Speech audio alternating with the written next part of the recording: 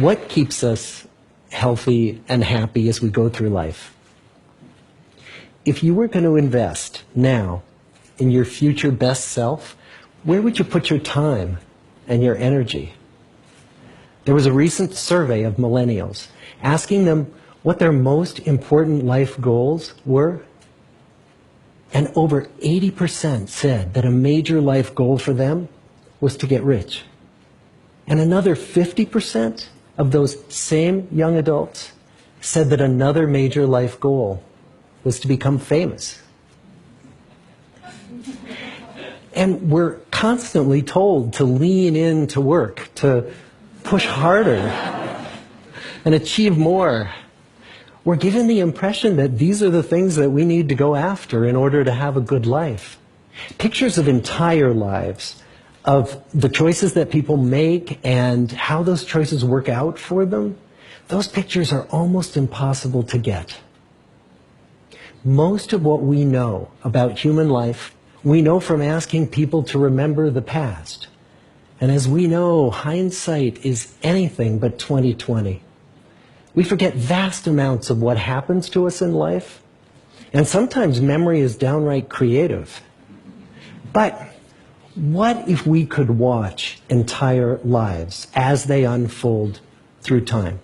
What if we could study people from the time that they were teenagers all the way into old age to see what really keeps people happy and healthy?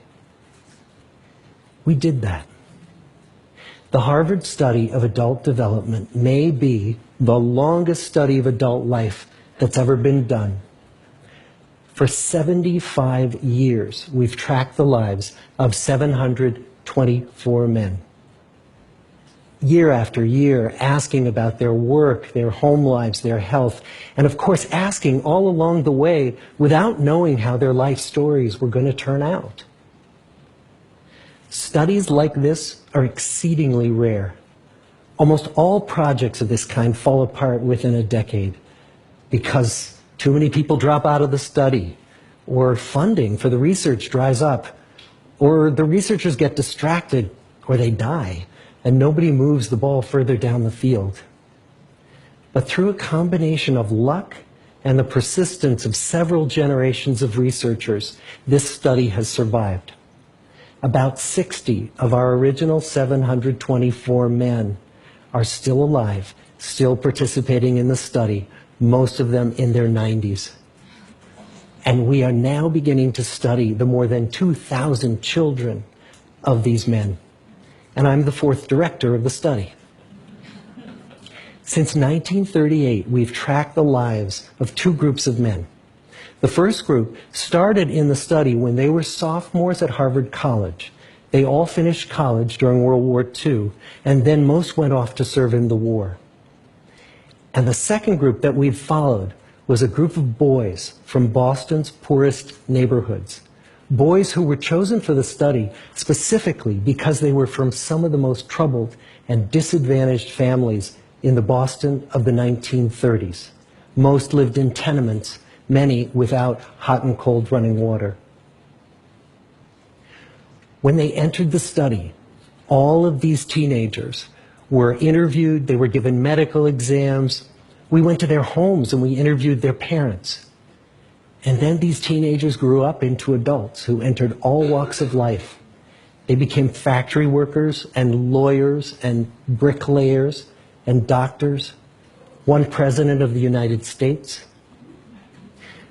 Some developed alcoholism, a few developed schizophrenia.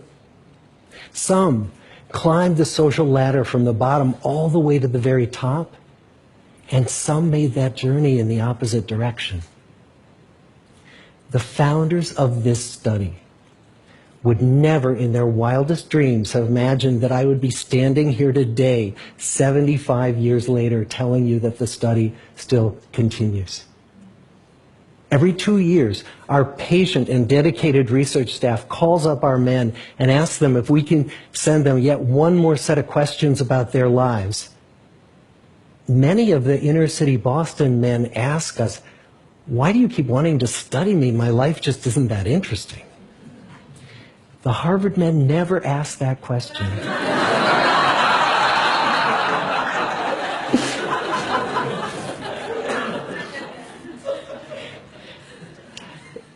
get the clearest picture of these lives, we don't just send them questionnaires. We interview them in their living rooms. We get their medical records from their doctors. We draw their blood. We scan their brains. We talk to their children. We videotape them talking with their wives about their deepest concerns.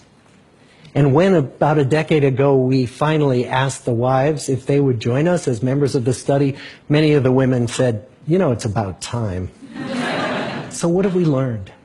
What are the lessons that come from the tens of thousands of pages of information that we've generated on these lives? Well, the lessons aren't about wealth or fame or working harder and harder. The clearest message that we get from this 75-year study is this: good relationships keep us happier and healthier, period. We've learned 3 big lessons about relationships. The first is that social connections are really good for us and that loneliness kills. It turns out that people who are more socially connected to family, to friends, to community are happier, they're physically healthier, and they live longer than people who are less well connected. And the experience of loneliness turns out to be toxic. People who are more isolated than they want to be from others find that they are less happy, their health declines earlier in midlife, their brain functioning declines sooner, and they live shorter lives than people who are not lonely. And the sad fact is that at any given time, more than 1 in 5 Americans will report that they're lonely. And we know that you can be lonely in a crowd and you can be lonely in a marriage. So the second big lesson that we learned is that it's not just the number of friends you have, and it's not whether or not you're in a committed relationship, but it's the quality of your close relationships that matters. It turns out that living in the midst of conflict is really bad for our health. High conflict marriages, for example, without much affection, turn out to be very bad for our health, perhaps worse than getting divorced. And living in the midst of good, warm relationships is protective.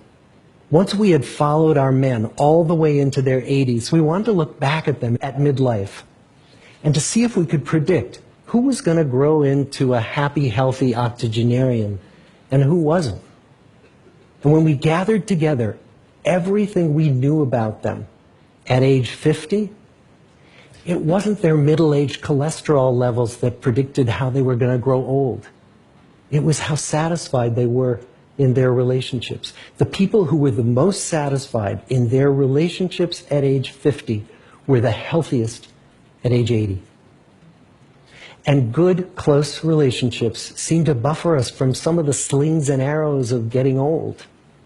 Our most happily partnered men and women reported in their 80s that on the days when they had more physical pain, their moods stayed just as happy. But the people who were in unhappy relationships, on the days when they reported more physical pain, it was magnified by more emotional pain. And the third big lesson that we learn about relationships and our health is that good relationships don't just protect our bodies, they protect our brains. It turns out that being in a securely attached relationship to another person in your 80s is protective. That the people who are in relationships where they really feel they can count on the other person in times of need, those people's memories stay sharper longer. And the people in relationships where they feel they really can't count on the other one, those are the people who experience earlier memory decline. And those good relationships, they don't have to be smooth all the time. Some of our octogenarian couples could bicker with each other day in and day out. But as long as they felt that they could really count on the other when the going got tough, those arguments didn't take a toll on their memories. So, this message that good, close relationships are good for our health and well-being, this is wisdom that's as old as the hills. Why is this so hard to get and so easy to ignore? Well, we're human. What we'd really like is a quick fix, something we can get that'll make our lives good and keep them that way. Relationships are messy and they're complicated, and the hard work of tending to family and friends, that's not sexy or glamorous. It's also lifelong. It never ends. The people in our 75-year study who were the happiest in retirement were the people who had actively worked to replace workmates with new playmates. Just like the millennials in that recent survey, many of our men, when they were starting out as young adults, really believed that fame and wealth and high achievement were what they needed to go after to have a good life. But over and over these 75 years, our study has shown that the people who fared the best were the people who leaned into relationships with family, with friends, with community. So what about you? Let's say you're 25, or you're 40, or you're 60. What might leaning into relationships even look like? Well, the possibilities are practically endless.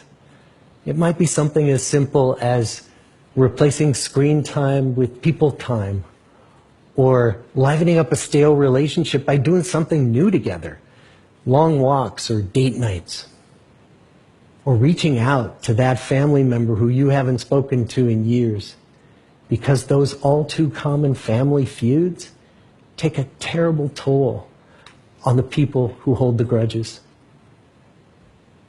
I'd like to close with a quote from Mark Twain.